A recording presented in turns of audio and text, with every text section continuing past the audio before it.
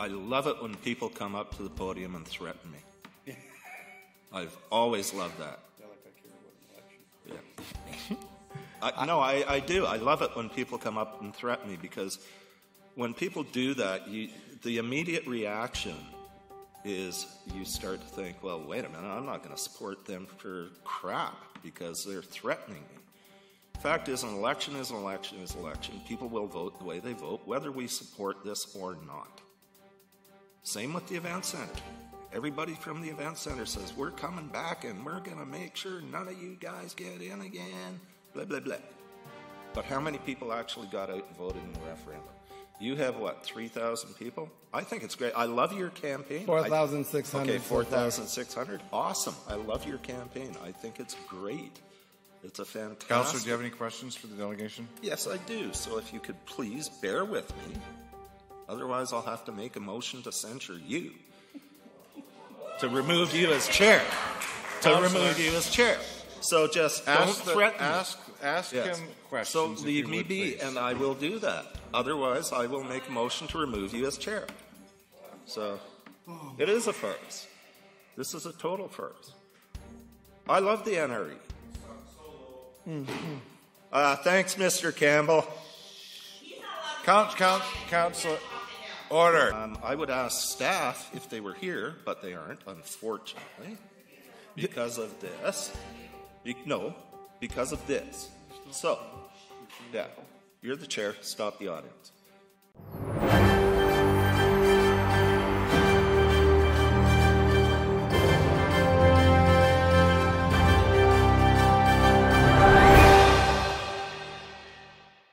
On July 11th, 2018, after many tumultuous and heated public debates, Nanaimo City Council denied the Nanaimo Recycling Exchange an operating grant which would have allowed them to build a new facility on land the NRE already owns and to operate a one-stop-drop recycling and education center in central Nanaimo. The NRE was asking the city for approximately $6 million in total funding over 25 years to build and operate the new facility, and the high price tag became a major point of contention for some in the community. Nanaimo City Council voted 6-2 to reject providing the funding to the NRE. The vote was produced in camera so that the general public was not able to know how their elected officials voted.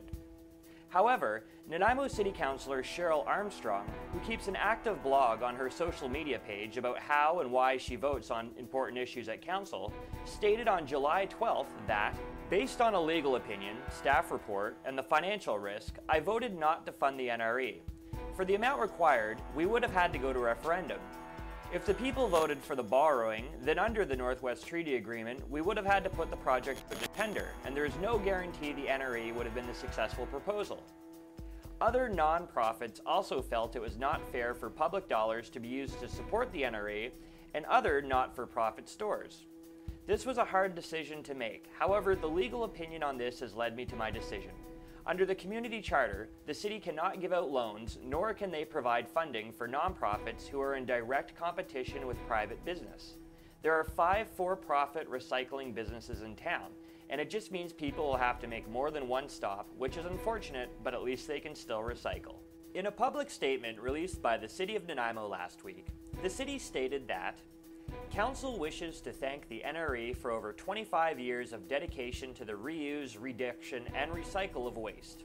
At this time, other operators have committed to filling the void left in the Nanaimo Recycling Exchange's absence.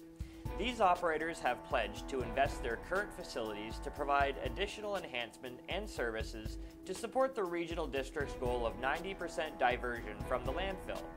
The new initiatives will take time to implement. The industry has also embarked on a marketing and public relations campaign to inform the community of their new offerings. In an interview earlier today with Nanaimo News, NRE Vice-Chair Ben Geselbracht responded to the belief that private, for-profit recycling operators are able to fill the gap by stating that the NRE has been committed to providing waste collection services and that the NRE's MO has always been to be a one-stop drop. Mr. Geselbracht told Nanaimo News that there are gaps overall with the recycling system in Nanaimo, and conversations need to be had to see how best these gaps can be filled. He believes that the city's hope that a private industry will fill that gap is a huge ball of wax, pointing out to the profit motive involved with private business, and how there's just not enough financial incentive with harder to recycle materials for private business to stay invested in the long term. When asked by Nanaimo News if he thought that the $6 million price tag may have been too high of an ask, Mr. Geselbracht responded that he thought the price was a fair tag.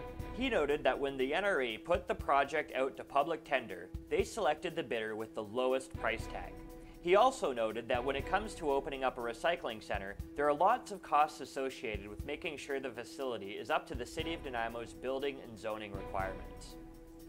Mr. Geselbracht added that this is a council that considered building an $80 million event center based off of a business plan that failed elsewhere, based only off projections, yet they reject a financially sound project with bare basic costs, which could be a revenue driver for the city.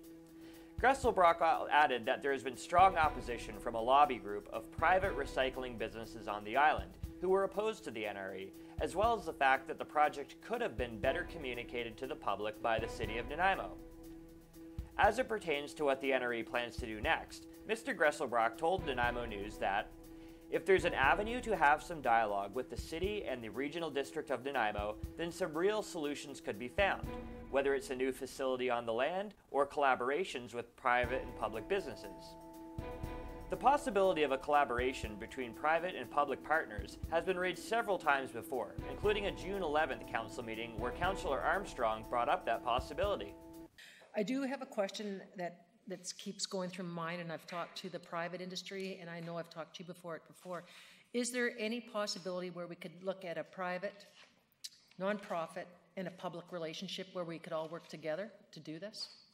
With the municipal election looming this upcoming October, Nanaimo News asked Mr. Geselbracht if it were possible that the NRE could have had better luck with a new city council, to which he responded, "When an issue arises in the city, I'm not even clear about which direction these people go for and what they want with Nanaimo.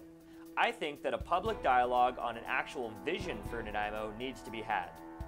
Stay tuned to Nanaimo News for more information on the NRE's future, and be sure to like and follow our page for original new content updated daily.